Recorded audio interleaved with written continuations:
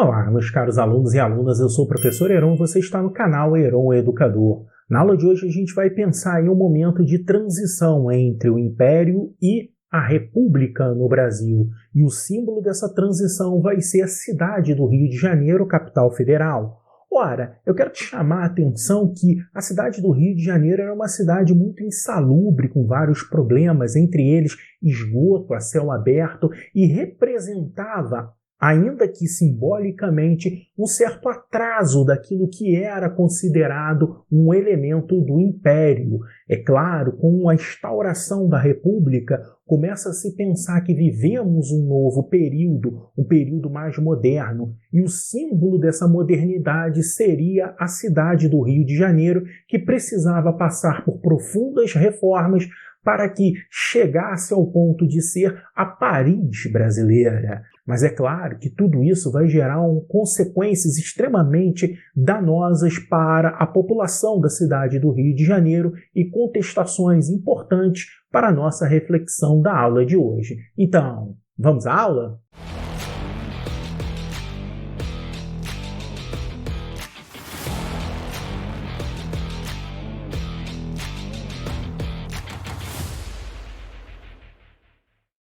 A gente começa refletindo aí que o Rio de Janeiro era a capital do Brasil e no início da República precisava ser reformada. Eu já falei, havia esgoto a céu aberto, condições muito ruins em que viviam a população, principalmente no centro da cidade, o grande cartão postal da capital.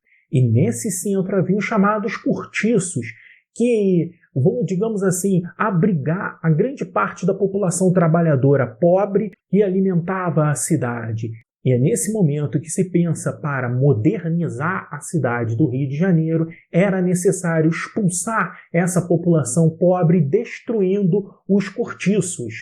E é claro, com essa destruição, o centro da cidade passou a ser um local de pessoas educadas, ou seja, pessoas com dinheiro. Olha, para que você tenha uma ideia, haviam normas como, por exemplo, era proibido andar no centro do Rio de Janeiro sem camisa. As pessoas precisavam ter uma postura melhor e um trânsito mais adequado à realidade do que seria a Paris brasileira. E para que toda essa reforma de fato fosse colocada em prática, havia necessidade de expulsar os pobres. Esses pobres, eles vão inicialmente habitar a região suburbana do Rio de Janeiro, mas muitos deles vão acabar precisando ficar próximo ao trabalho, ou seja, próximo ao centro, e vão criar moradias extremamente improvisadas nos morros da cidade. E a imagem que eu trago aí para vocês é a da primeira favela, situada no Morro da Providência, no centro do Rio de Janeiro. E aí, é claro, mais uma vez, a gente tem um modelo de governo no qual pretende apresentar o Brasil para o exterior como um elemento moderno, escondendo seus problemas, ou pelo menos colocando seus problemas para baixo do tapete. Uma característica de extrema intransigência por parte do governo, que não perguntava para aquela população, uma estratégia extremamente arbitrária por parte do governo, que não dava reais possibilidades para a população habitar e trabalhar efetivamente dentro da capital. Tudo para inglês ver, como diria a minha avó. E essas reformas vão se intensificar durante o governo do prefeito Pereira Passos. E o símbolo de todas essas reformas é a Avenida Central, a atual Avenida Rio Branco, onde eu apresento para vocês aqui, olha, avenidas largas, passeios públicos, praças, o Teatro Municipal. Tudo isso para transformar a cidade no Rio de Janeiro, como se fosse uma capital à la Europa, com todas as suas benesses exaltadas e todo o seu lado ruim escondido. Um governo intransigente impondo reformas bruscas e campanhas de vacinação forçada contra a doença, é claro que vai gerar um ambiente hostil por parte da população. E veja bem, quando a gente pensa no grande nome da vacinação no Rio de Janeiro, o Oswaldo Cruz, a gente vai entender que a ideia do Oswaldo Cruz era a ideia correta, vacinar a população, principalmente de febre amarela, que assolava o Rio de Janeiro e o Brasil de modo mais amplo. Porém, a metodologia da vacinação é que vai ser questionada aqui, porque, primeiro de tudo, o governo não faz nenhum tipo de esclarecimento por parte da população. Segundo, os agentes sanitários que vão vacinar, vacinam as pessoas de modo obrigado, muitas das vezes à força, entrando, invadindo a casa dos populares. E aí você precisa entender todo o aspecto que circunda aí a cidade do Rio de Janeiro. Você tem as pessoas sendo expulsas de sua casa,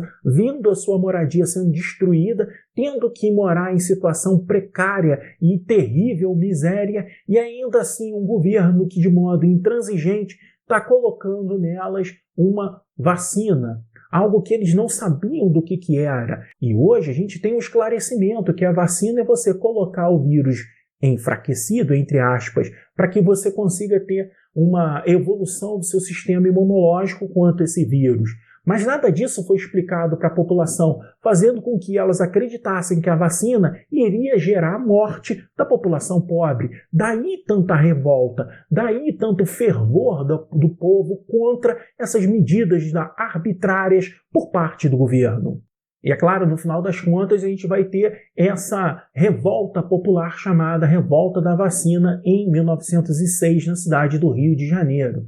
Ela é uma revolta que muitas das vezes é vista como a revolta de uma população ignorante contra um agente da saúde pública, Oswaldo Cruz. Mas a coisa não era bem assim, era muito mais uma revolta contra a intransigência do governo do que propriamente contra Oswaldo Cruz. E a respeito dessa balbúrdia que ficou a cidade do Rio de Janeiro, a Gazeta de Notícias vai trazer a seguinte reportagem. Houve de tudo ontem: tiros, gritos, vais, interrupção do trânsito, estabelecimentos e casas de espetáculos fechadas, bondes assaltados, bondes queimados, lampiões quebrados, apedradas, árvores derrubadas, edifícios públicos e particulares deteriorados. Ou seja, o bicho pegou dentro da cidade do Rio de Janeiro, um protesto atrás de protesto, totalmente sem controle, com vários segmentos da sociedade carioca partindo para reivindicações, cada um à sua maneira, cada uma com sua exigência. Mas de um todo a gente observa toda essa ideia de política imposta de cima para baixo. E aí a gente vai observar essa revolta como uma amostra do descontentamento popular e, claro, da intransigência do governo federal recém-iniciado a República. Um dos elementos ali que a imagem traz para a gente é um bonde derrubado. Os bondes eram o grande meio de transporte da população na cidade do Rio de Janeiro. Agora acabou. Muito obrigado por assistirem a minha aula. E se você gostou dessa aula e está gostando dos conteúdos que eu tenho colocado aqui no YouTube, eu peço que você dê um like aqui nesse vídeo e se inscreva no meu canal para continuar, obviamente, tendo acesso às minhas aulas. Isso me ajuda muito, não só a crescer no YouTube, como também a apresentar o meu trabalho, as minhas aulas para mais pessoas. Muito obrigado, até a próxima, valeu!